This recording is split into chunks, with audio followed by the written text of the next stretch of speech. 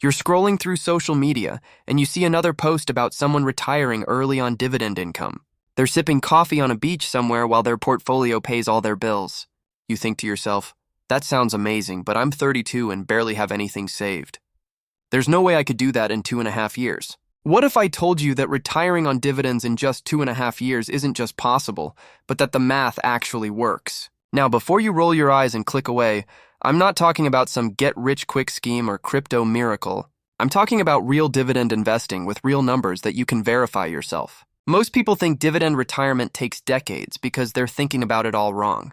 They assume you need millions in the bank to generate enough passive income. But what if you only needed to cover your essential expenses? What if you could live comfortably on $2,000 or $3,000 a month instead of trying to replace your $60,000 salary? Before we dive into the math, we need to talk about what financial independence actually means.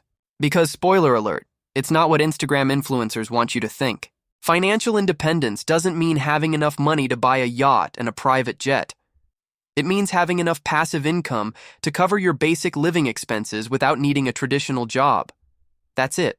You don't need to be rich. You just need to be free. Most 25 to 40-year-olds are stuck in what I call the lifestyle inflation trap. You get a raise, so you upgrade your apartment. You get a promotion, so you finance a nicer car. You're making more money than ever, but you're also spending more money than ever. Sound familiar? Your current expenses probably include a mortgage or high rent that's eating 30% of your income. Car payments, expensive insurance, commuting costs, work clothes, eating out because you're too tired to cook after work, and dozens of other expenses tied to your working life. But what if you could eliminate most of those costs? The dividend dream isn't about maintaining your current lifestyle forever. It's about designing a retirement lifestyle that actually makes sense and then building the portfolio to match it. Maybe you move to a lower cost area where you can buy a small house outright for $120,000. No mortgage payment. You buy a reliable used car with cash. No car payment.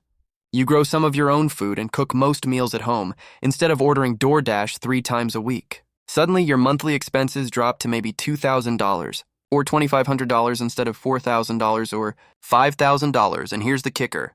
You're probably happier because you're not stressed about money all the time.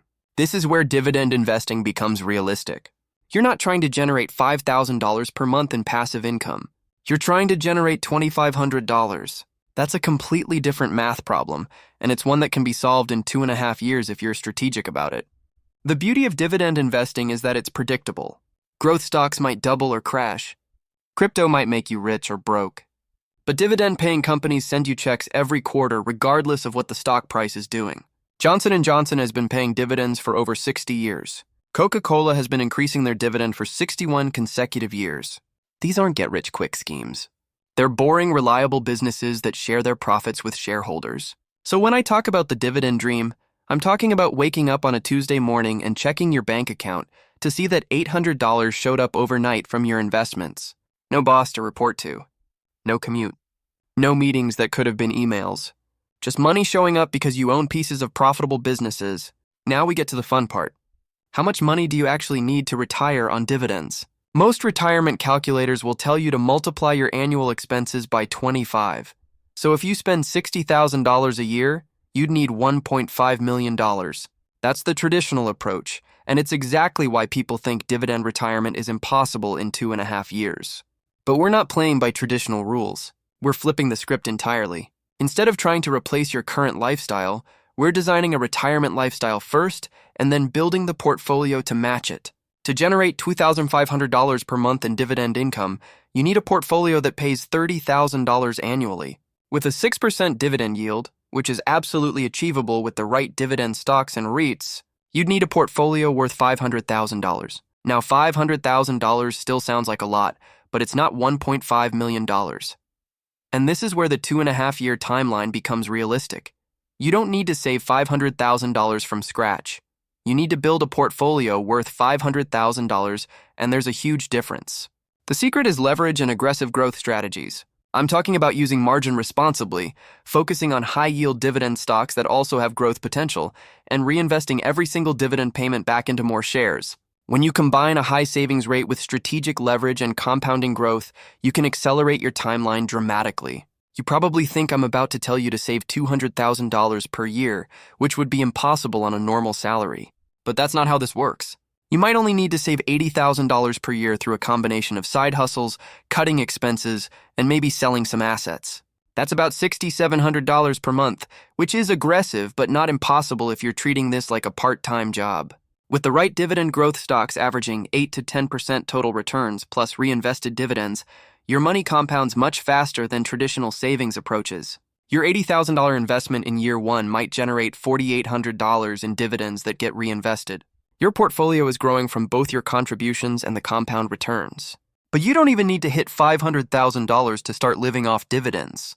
You could begin transitioning to part-time work once your portfolio generates $1,500 or $2,000 per month. That reduces the pressure on your portfolio while still moving you toward complete financial independence. The math works.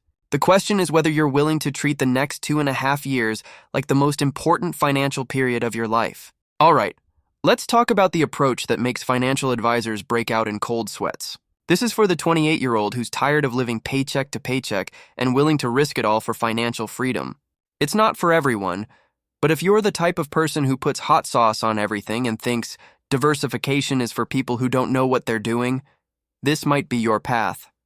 The leveraged approach means using other people's money to buy more dividend-paying assets than you could afford with just your savings. I'm talking about margin trading, where your broker lends you money to buy more stocks using your existing portfolio as collateral. It's like getting a loan to buy a rental property, except instead of real estate, you're buying dividend stocks. But before you start thinking this is some Wall Street Wolf of Wall Street nonsense, let me explain how this actually works for normal people.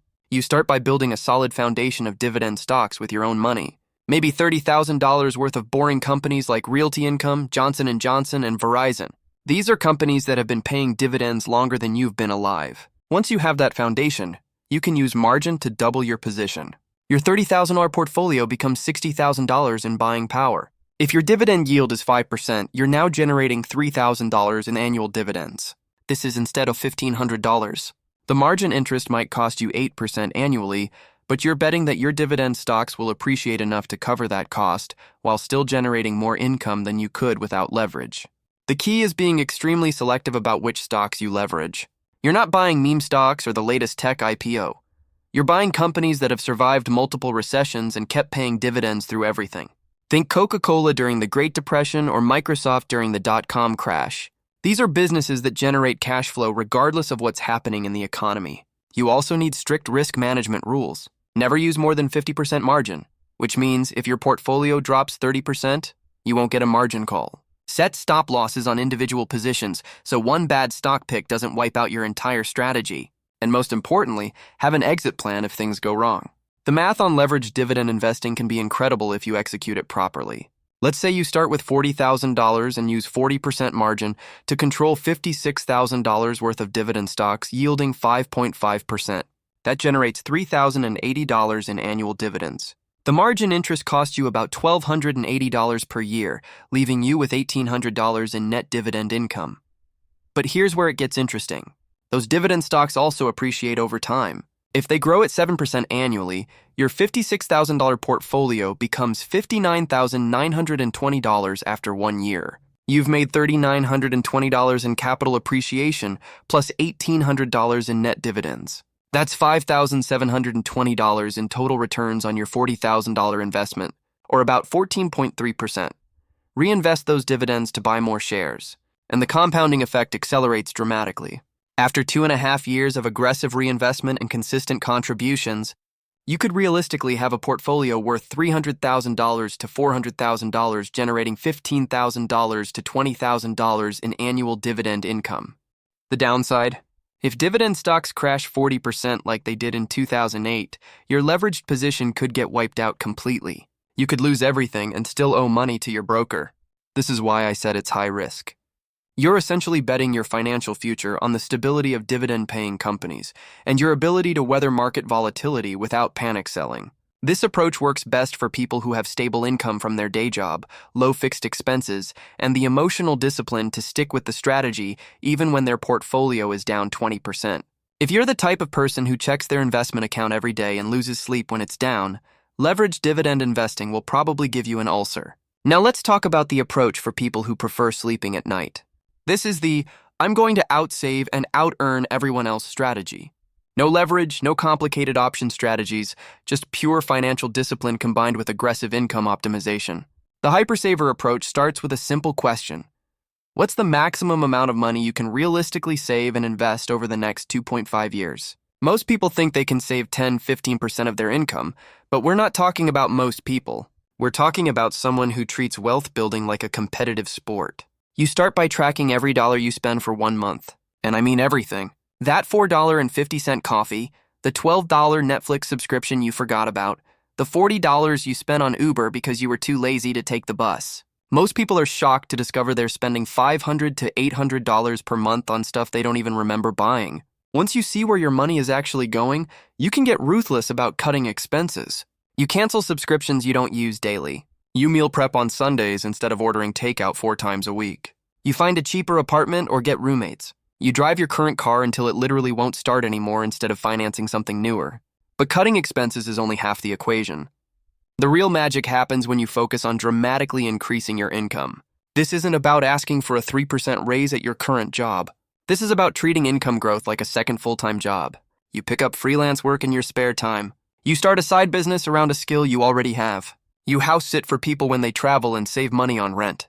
You tutor kids online for $30 per hour. You sell stuff you don't need and invest the proceeds. Every extra dollar has one job: buying dividend-paying assets. The math on extreme saving can be just as powerful as leverage, but with much less risk. Let's say you currently make $65,000 per year and spend $50,000. You're saving $15,000 annually, which is pretty good by normal standards. But what if you could cut your expenses to $35,000 and increase your income to $85,000 through side hustles? Suddenly you're saving $50,000 per year. Invest that $50,000 in dividend stocks yielding 4.5% with 6% annual appreciation. And after 2.5 years, you'll have approximately $140,000 generating $6,300 in annual dividend income. That might not cover all your expenses yet, but it's enough to give you serious options and flexibility. The key is treating this period like financial boot camp. You're not depriving yourself forever. You're making temporary sacrifices to create permanent financial security. Every dollar you don't spend on lifestyle inflation is a dollar that starts generating dividend income immediately. This approach works best for people who are naturally disciplined and can delay gratification. You need to be able to watch your friends upgrade their apartments and buy new cars while you're driving a 10-year-old Honda and living with roommates. But the payoff is that while they're still trapped in the paycheck-to-paycheck cycle, you're building real wealth that will pay you for the rest of your life. Now we need to talk about the one thing that could completely wreck your 2.5-year dividend retirement plan, and it's something most people never consider until it's too late. It's called sequence of returns risk, and it's basically the financial equivalent of getting struck by lightning on your wedding day. Sequence of returns risk means that the order in which your investment returns happen matters just as much as the average return over time. You could have the perfect dividend portfolio that averages 8% annual returns over 10 years, but if those returns happen in the wrong order, you could still end up broke. Let's say you start your 2.5-year plan in January 2026 and invest $80,000 in dividend stocks. Everything looks great for the first 18 months. Your portfolio grows to $110,000 and you're generating $4,500 in annual dividends. You're feeling pretty smart about this whole early retirement thing. Then the market decides to remind you who's really in charge. A recession hits, dividend stocks crash 35%, and your $110,000 portfolio becomes $71,500 overnight. Suddenly you're behind where you started, and you've only got 12 months left to hit your target. That's sequence of returns, risk, and action, and it's absolutely brutal on short timelines. The problem gets worse if you're using leverage or if you start withdrawing money from your portfolio before it has time to recover. If you need to sell stocks at the bottom of a market crash to pay your bills, you're locking in those losses permanently. Your portfolio might never recover to where it would have been if you could have just waited it out. This is why financial advisors get nervous when people talk about retiring in 2.5 years. They've seen too many people get crushed by bad timing. You could do everything right. Save aggressively, pick great dividend stocks, reinvest every payment, and still fail because the market decided to have a temper tantrum during your accumulation phase. But sequence of returns risk isn't just about market crashes. It also works in reverse. If you happen to start your 2.5-year plan right before a bull market, you could hit your target portfolio value in 18 months instead of 30. Lucky timing can accelerate your timeline just as much as bad timing can derail it. The key is building flexibility into your plan. Maybe your 2.5-year retirement actually has a range of 2 to 4 years depending on market conditions. Maybe you have backup income sources that can bridge the gap if your portfolio isn't quite ready. Maybe you're prepared to work part-time for an extra year if the market doesn't cooperate. You also need to be realistic about dividend sustainability during market downturns. Companies that seemed rock solid might cut their dividends when times get tough. Even dividend aristocrats, companies that have increased their dividends for 25-plus consecutive years, sometimes break their streaks during severe recessions. Your 5% dividend yield could become a 3% yield if enough companies in your portfolio reduce their payments. All right, time for some tough love. We've talked about all the ways the 2.5-year dividend retirement could work, but what happens when reality punches your spreadsheet in the face? Because let's be honest, most people who attempt this strategy are going to fail, and it's usually not because of market crashes or bad stock picks. The most common failure mode is what I call lifestyle creep during accumulation. You start the plan with the best intentions. You're going to save $80,000 per year and live like a monk for 2.5 years. But then life happens. Your car breaks down and you need $3,000 for repairs. Your friend's wedding is in Hawaii and you can't miss it. Your apartment's rent goes up $200 per month and you can't find anywhere cheaper. Suddenly, your $6,700 monthly investment target becomes $5,000, then $3,500, then $2,000. You're still saving more than most people, but you're not saving enough to hit your aggressive timeline.